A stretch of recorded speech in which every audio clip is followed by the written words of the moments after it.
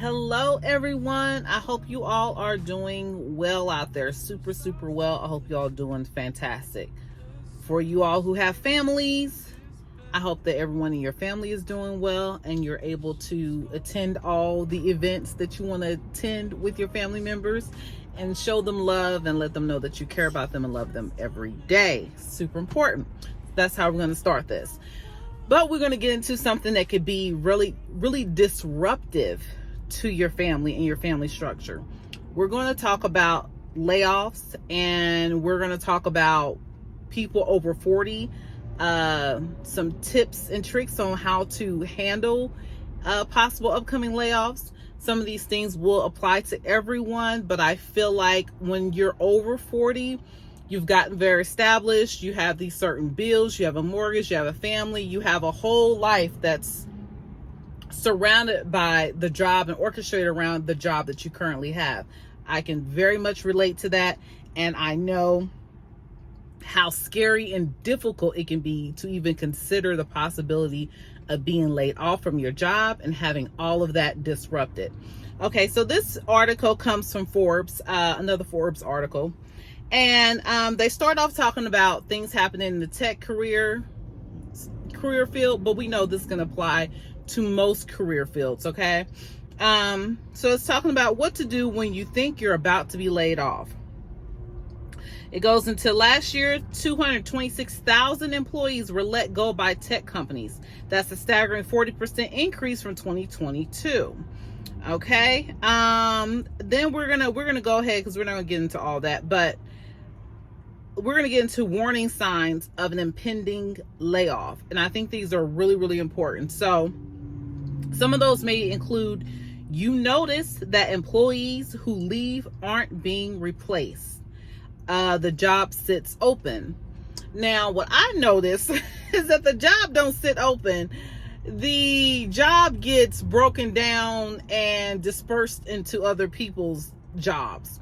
Or if you are the most unluckiest of the lucky, it becomes your job. So you are all of a sudden expected to do the job of two people.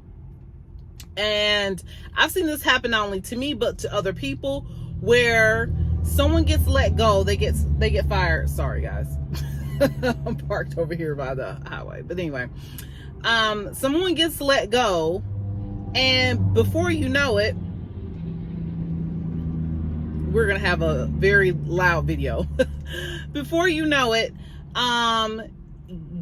you are doing all of the other person's job, and it goes on for months. Now, if it's just a couple of weeks, and they're like, and you see them doing interviews and things like that, and the job is still posted, and you see them doing interviews and so on and so forth, that's a good sign.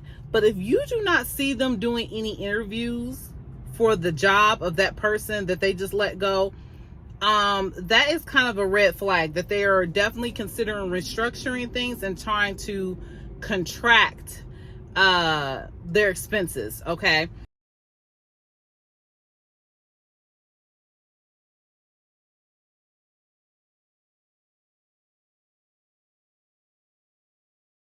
Another thing they say, there are freezes on hiring and spending. Exactly. So if you guys have a company trip that you always do, all of a sudden there's no company trip, and everything doesn't mean there's going to be a layoff, but they're definitely getting concerned about their spending. So all of a sudden there's no company trip, and there's been a company trip for the last 10 years to this certain location. All of a sudden there's no company trip.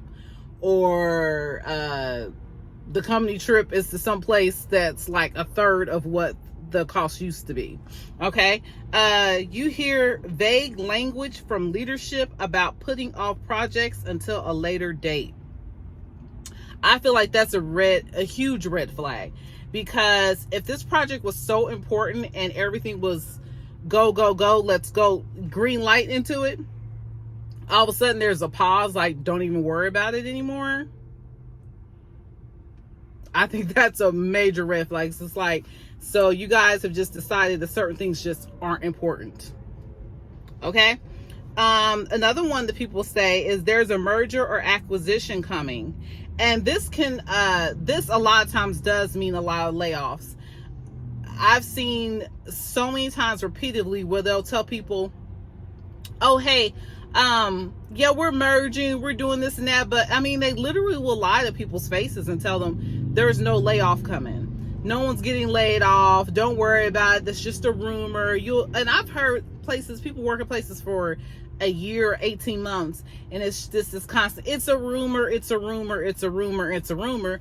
And then one day you get this email or this phone call that this little notification for an appointment to meet with your boss at a certain time, or to meet with HR all of a sudden. You know, that's a red flag. You know what's coming there. And you're getting laid off.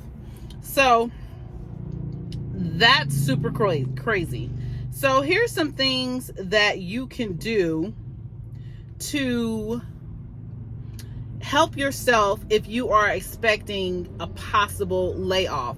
Now, I say do these things regardless if you think there is going to be a layoff or not. Right now, in these economic times, I find myself with a constant layer of anxiety, thinking that I need to constantly be looking out where I'm going to pivot to next, just in case I can no longer work my current job. And I think you guys should be thinking that same way. I really think you should at least give it some consideration. So let's get into some tips and tricks to help with being prepared for a layoff if it should come. Hopefully it does not come, but let's be prepared anyway. So it says, make sure your resume is up to date. Absolutely. Make sure that your current resume reflects all of your experiences to date. Capture any metrics and data about measurable contributions you've made. Very important. Don't downplay what you do at your job, because a lot of things that we do at our jobs are well above and beyond what we are supposed to be doing, you know, according to your job description. And it says, these specifics can sometimes be hard to get after you've left your company and have lost access to this information. You'll also want to make sure that your resume is applicant tracking system friendly, ATS friendly. You can find a free basic ATS friendly template here. So yes, I'm going to include this article for you guys so you can take advantage of that. Now, I don't know if all of you know what applicant tracking system is and what ATS friendly is. Basically, you want your resume because a lot of these application services, they just scan through the words of your resume to see if anything applies to what they are interested in. So they may have a setting in there that says a minimum of 5 years in software development.